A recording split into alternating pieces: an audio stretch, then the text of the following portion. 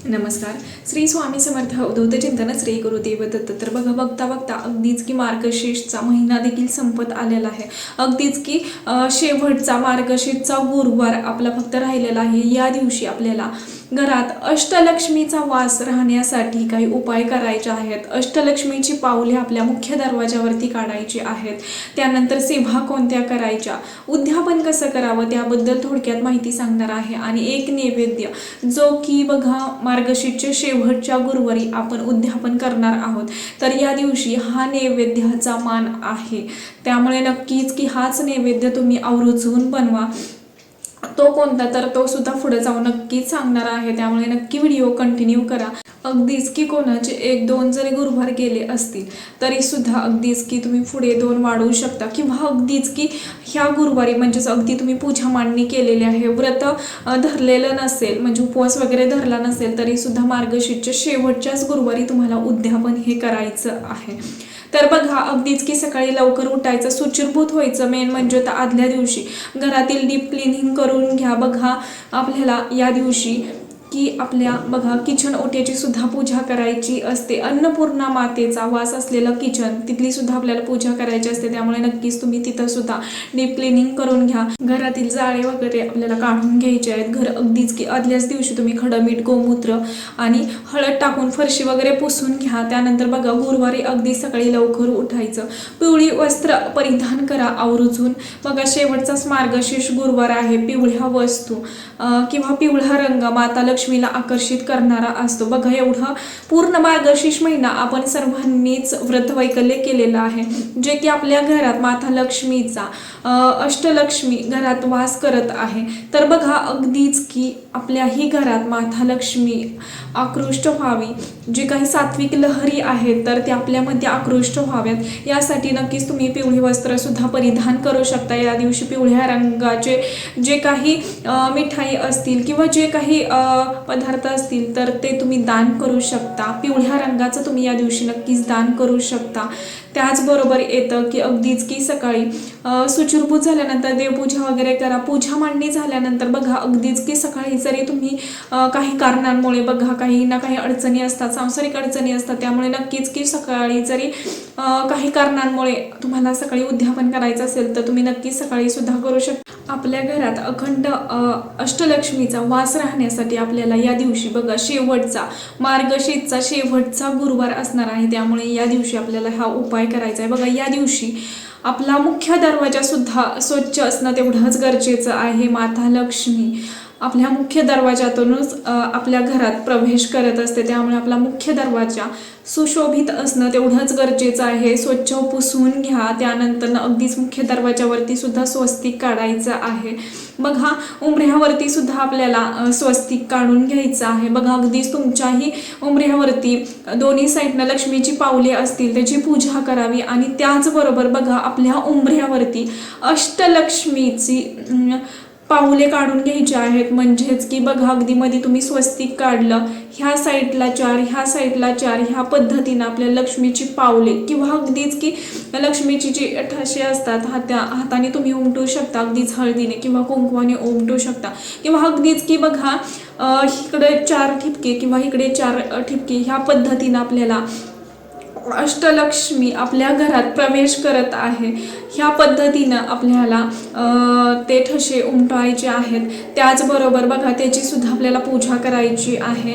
हळदी कुंकू अक्षदा धूपदीप दाखवायचा आहे. त्याचबरोबर बघा अगदीच की हळदीचं लेपन आपल्याला करायचं आहे आणि त्यानंतर आपल्याला हे ठसे उमटवायचे आहेत.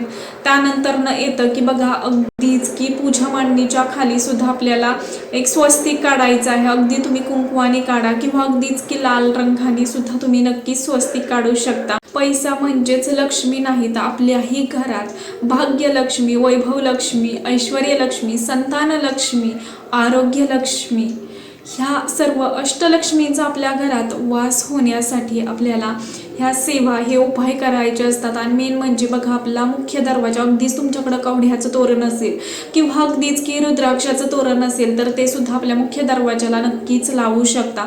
त्याचबरोबर अगदीच की आपण तिन्ही गुरुवारी अभिषेक केलेला होता माता लक्ष्मीच्या मूर्तीवरती.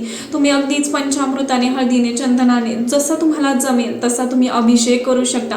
ओम श्री महालक्ष्मी देव्यै नमः, ओम श्री महालक्ष्मी देव्यै नमः किंवा श्री सुक्त म्हणत सुद्धा किंवा लक्ष्मी गायत्री मंत्र किंवा अगदीच की विष्णू गायत्री मंत्र म्हणत सुद्धा नक्कीच तुम्ही माता लक्ष्मीच्या मूर्तीवरती अभिषेक करायचा आहे.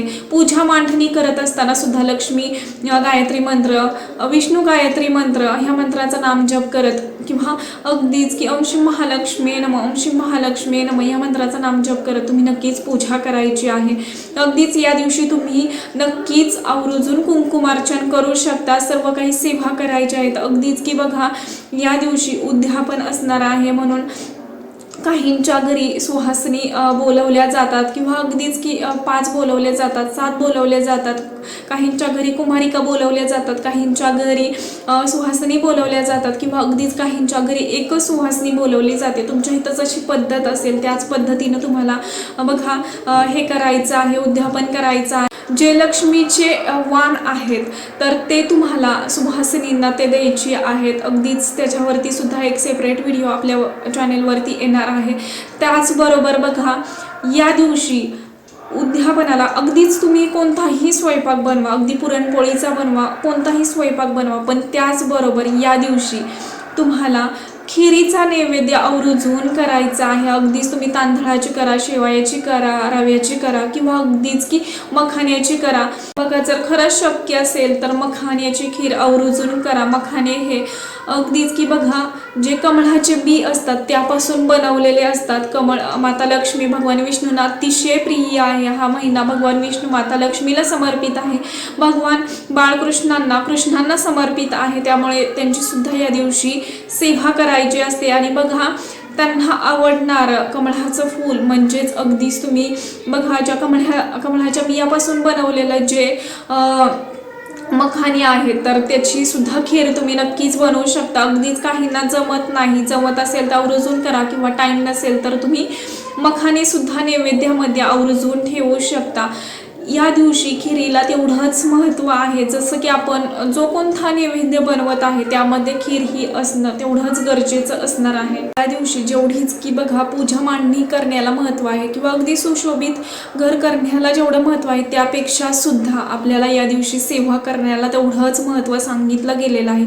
या दिवशी माता लक्ष्मी भगवान विष्णूंची जास्तीत जास्त प्रमाणात तुम्हाला सेवा करायची आहे. अगदीच की काही गोष्टी राहून गेल्या तरी चालतील पण आपल्याला या दिवशी बघा अगदीच की तुम्ही सेवेला महत्त्व द्या. अगदीच तुमच्याकडून महिनाभर काही सेवा झालेल्या नसतील, अगदीच सत्यनारायण सुद्धा झालेला नसेल तरी सुद्धा तुम्ही या दिवशी आवर्जून संध्याकाळी प्रदोष काळामध्ये सत्यनारायण करू शकता. त्याचबरोबर भगवान विष्णू माता लक्ष्मीच्या सेवा करायच्या आहे. जसं की श्री सुक्ताचं जास्तीत जास्त पठण करा, व्यंकटेश स्तोत्राचं जास्तीत जास्त पठण करा, विष्णू गायत्री मंत्र, लक्ष्मी गायत्री मंत्र, कुबेर मंत्राचं जास्तीत जास्त पठण करा. विष्णू सहस्त्रनामावली किंवा विष्णू सहस्त्रनाम ह्या स्तोत्राचं सुद्धा आपल्याला नक्कीच पठण करायचं आहे. विष्णू सहस्त्रनामावली हे 1000 नामांचे आहे तर ते तुम्ही अगदीच 108 वेळा म्हणू शकता किंवा पूर्ण सुद्धा नक्कीच म्हणू शकता. या दिवशी खरंच सेवा करा. ज्यांच्या घरात शांतता आहे, घर सुशोभित आहे किंवा घरात अगदी स्वच्छता आहे अशा घरात माता लक्ष्मी अखंड वास करते. घरात शांतता कटकटी असणारं बघा ज्या घरात शांतता आहे, ज्या घरात कटकटी नाहीये तर असे घर माता लक्ष्मीला अधिक प्रिय असतात आणि अशाच घरात माता लक्ष्मी आकर्षित होत असते. बघा आपल्या मुख्य दरवाजावरती लक्ष्मी पद्म, गायत्री पद्म, लक्ष्मीची पावले, पावले आपल्याला आवर्जून काढायचे, स्वस्तिक काढायचे, जे काही शुभचिन्ह आहेत तर ते आपल्याला काढायचे आहेत किंवा आपला मुख्य दरवाजा सुद्धा सुशोभित ठेवायचा आहे. या दिवशी तुम्ही नक्कीच दोन्ही साईडला तुपाचे दिवे लावू शकता. आपल्या तुळशीजवळ सुद्धा एक तुपाचा, शुद्ध गाईच्या तुपाचा दिवा लावायचा आहे. यांनी माता लक्ष्मी आपल्या घरात आकर्षित होत असते. अखंड लक्ष्मीचा घरात वास राहण्यासाठी आपल्याला हे उपाय नक्कीच करायचे आहेत. बघा तेवढ्याच बरोबर सेवेला सुद्धा या दिवशी आवर्जून सेवा करायला विसरू नका. सेवेला तेवढं महत्त्व द्या. तुम्हाला नक्कीच समजलं असेल.